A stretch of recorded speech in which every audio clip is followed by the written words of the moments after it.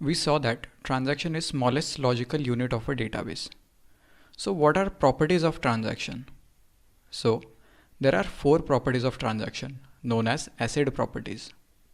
ACID stands for atomicity, consistency, isolation, and durability.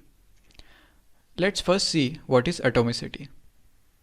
As we have seen in last session, transaction should give Boolean output.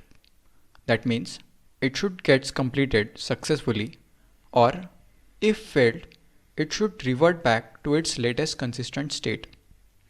This property is known as atomicity. Second property is consistency.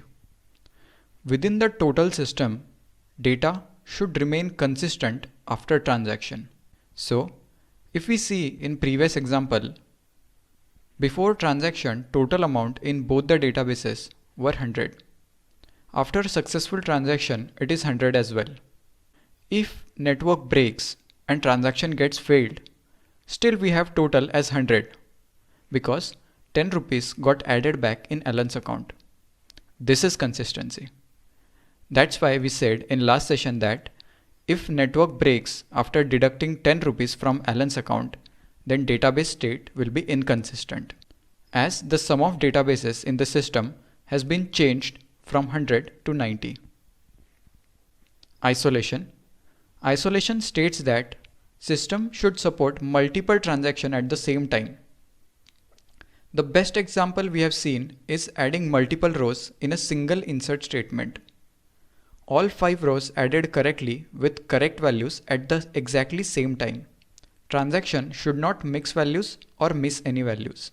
So that is isolation.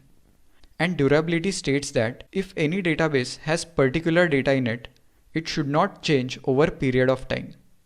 So if Alan got 90 rupees in his account, and if he checks account after 10 years, he must see 90 rupees exactly.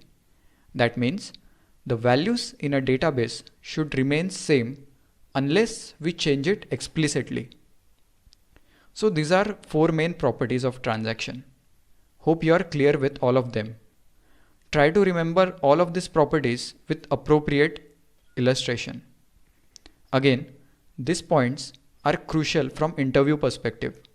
So I have provided details in attached resources as well. Read those documents or explore on your own. On this note, we have completed module 2. And now you are pretty good with creating, altering objects, adding and updating data in it, etc. But the main part is finding specific meaning out of the data. This will be our agenda for module 3. Hope you are enjoying this course and good with concepts till now. See you in module 3.